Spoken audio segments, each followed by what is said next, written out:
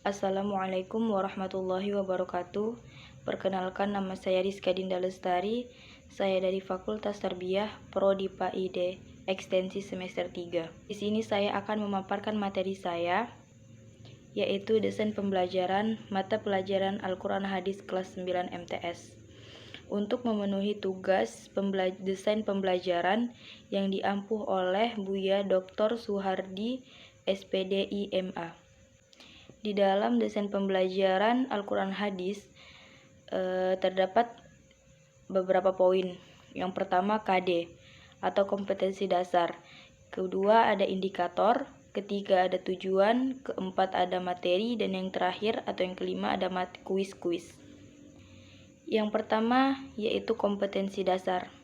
Kompetensi dasarnya adalah memahami isi kandungan Quran Surah Al-Asr dan Al-Alaq tentang menghargai waktu dan menuntut ilmu. Kemudian yang kedua indikator. Indikatornya adalah Quran Surah Al-Alaq, Quran Surah Al-Asr, dan hadis dari Anas bin Malik yang diriwayatkan oleh Ibnu Majah. Yang ketiga ada tujuan, yaitu mampu menjelaskan isi kandungan Quran Surah Al-Asr dan Al-Alaq tentang menghargai waktu dan menuntut ilmu. Juga bisa menulis, menerjemahkan, menghafal, dan memahami isi kandungan hadis tentang perilaku menghargai waktu dan hadis Ibnu Majah dari Anas bin Malik tentang menuntut ilmu.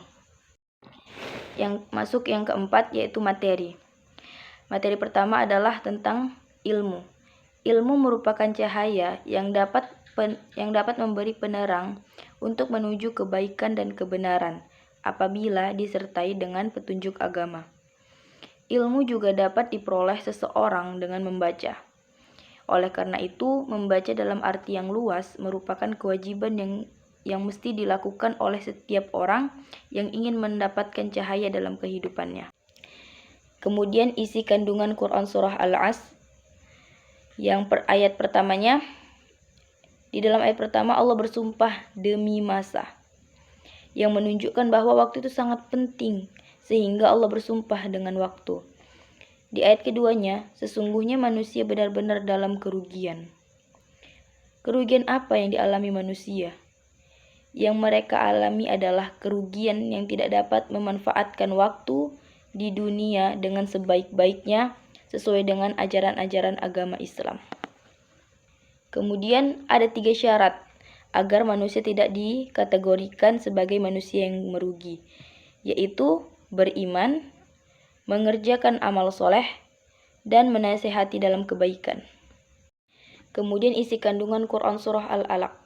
Di ayat pertamanya, Allah memerintahkan kita untuk mencari ilmu.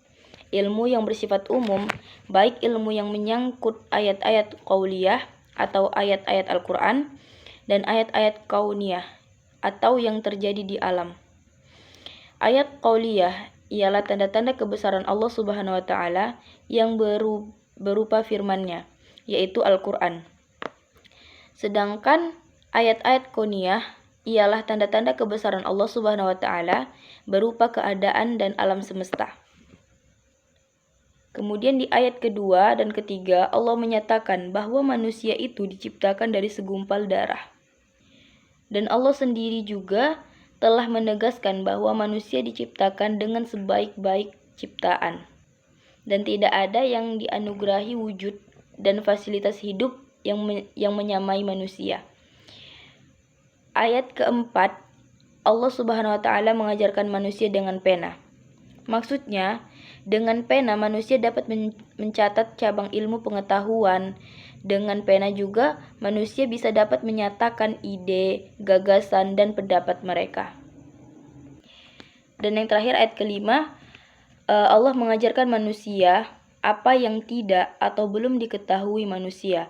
Manusia terlahir dalam keadaan tidak mengetahui apapun. Dan secara perlahan Allah memberikan kita kemampuan untuk melihat dengan matanya dan mendengar dengan telinganya. Sehingga dengan kemampuannya itu manusia mampu mencapai semua cabang ilmu, baik itu ilmu umum maupun ilmu agama. Yang terakhir, isi kandungan hadis dari Anas bin Malik yang diriwayatkan oleh Ibnu Majah. Yang pertama, menuntut ilmu itu hukumnya wajib bagi setiap muslim, baik itu laki-laki maupun perempuan. Yang kedua, orang-orang yang menuntut ilmu akan dimisalkan seperti orang-orang yang berjuang di jalan Allah atau berperang di jalan Allah. Dan jika ia mati atau wafat pada saat menuntut ilmu, maka ia akan wafat atau mati dalam keadaan syahid. Poin yang terakhir adalah kuis. Dengarkan ya, kuis yang pertama, pada Quran Surah Al-As ayat 2, sesungguhnya manusia benar-benar dalam titik-titik.